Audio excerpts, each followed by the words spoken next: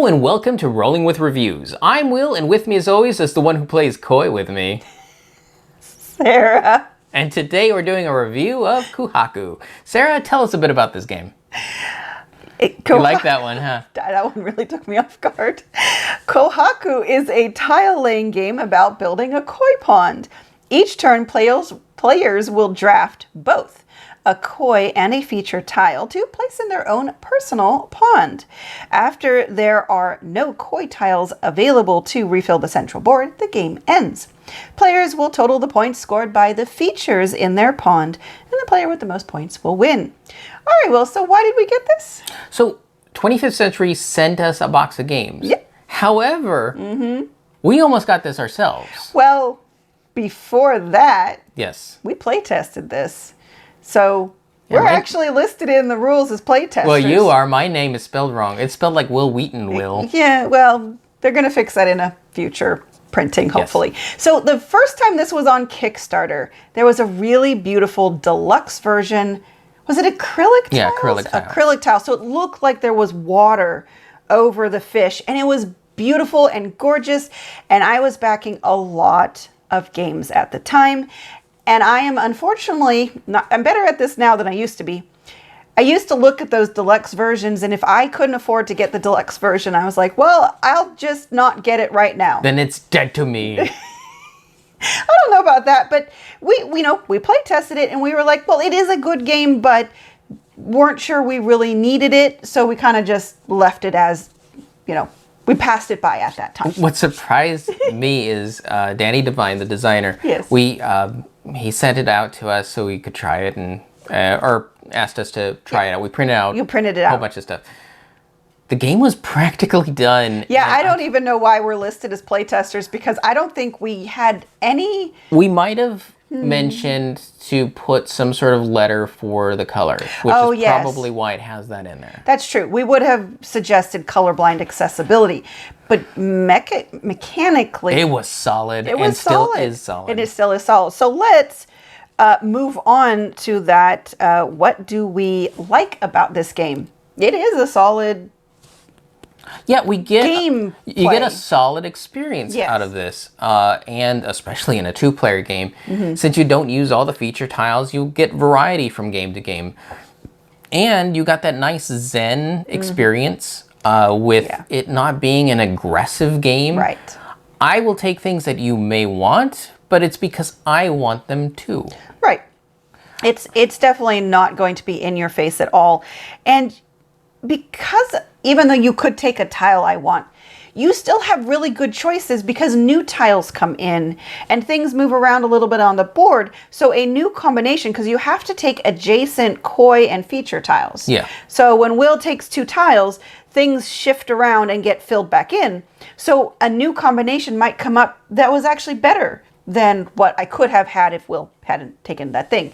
So there's a really great feeling of always having good choices, and sometimes it's actually even a little challenging to figure out what the best choice is. Yeah, especially as your pond starts expanding, well, you can place the tiles that you draft. They don't have to go next to each other. They just have to be drafted next to each other. Right. Once you have them in hand, you could put the koi off to one side, the feature clear off onto the other side of your pond. Yeah.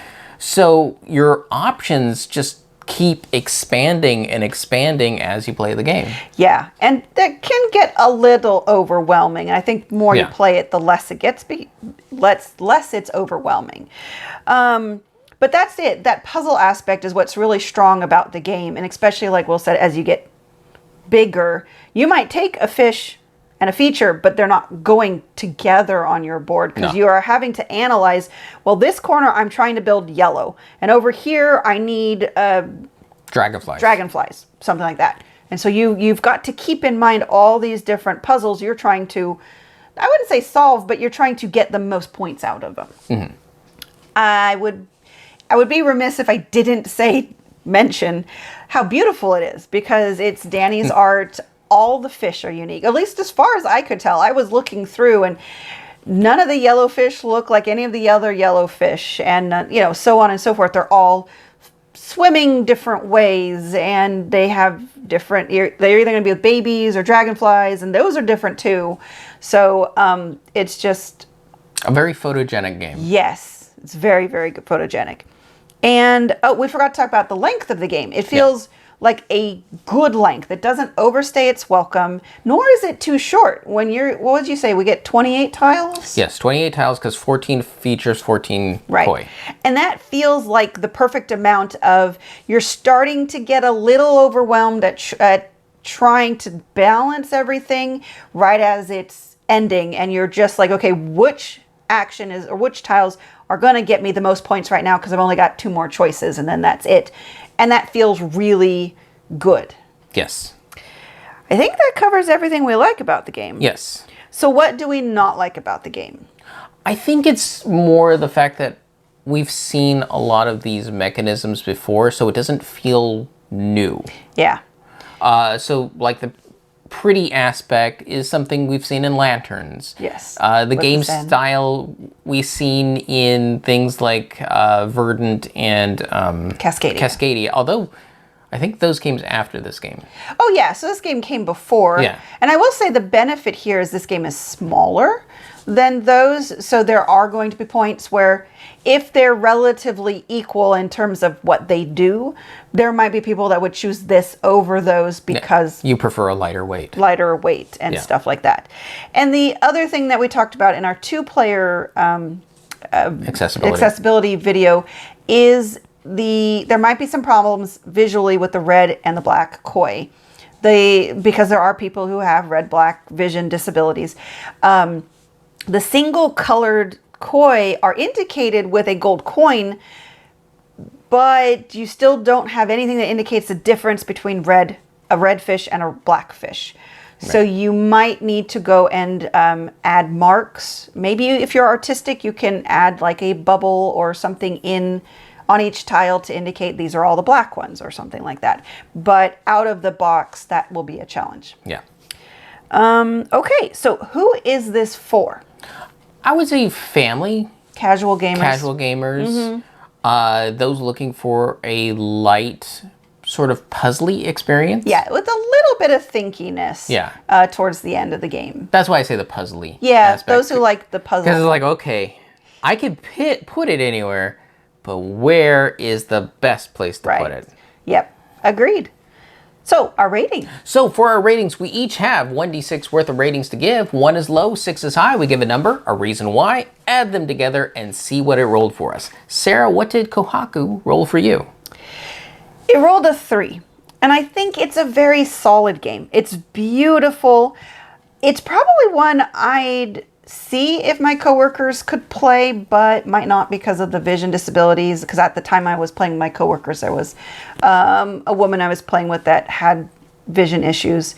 So I think the audience that I would typically play this with, we don't have that in our game groups right now. Mm-hmm. And I think for you and me, we would want something heavier. We would want something more challenging, like the way Verdant has more puzzle aspects to figure out and things to manage. So I do want to keep it because I do think it's beautiful and I do think there will be points that we play it, but I don't think it's one that's going to hit the table very often for you and me. Okay. I give it a 4.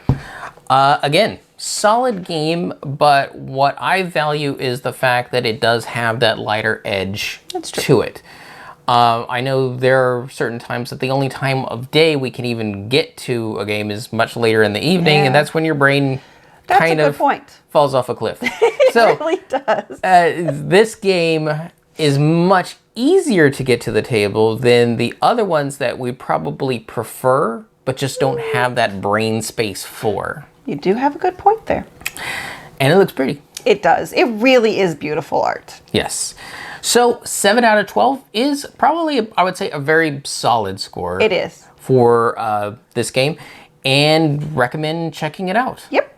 All right, Sarah, is there a particular feature that you preferred when it came to scoring? It's funny. For some bizarre reason, I kind of drifted towards the frogs. I have no idea why. I just thought it was, I don't know if it was funny or just interesting. Because when I think about it, though, the frog would be eating the what were they called? The little things. The dragonflies. Thank you. Couldn't think of that word. They would eat the dragonflies, which therefore means then there wouldn't be dragonflies. Which Later. Yeah. But yeah. So she liked the vicious side of it. Evidently, that was the vicious part of the game I was looking for.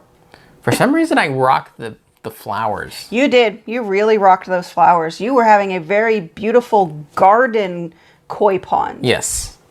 A bouquet. A bouquet. Okay, koi. All right, that'll do it for us. And we've been Rolling with Reviews. And remember, if you have any questions, comments, or concerns, you can reach out to us on the various social media platforms at Rolling with Two. That's TWO. We are on Twitter, Facebook, and Instagram. And on YouTube, please like and subscribe.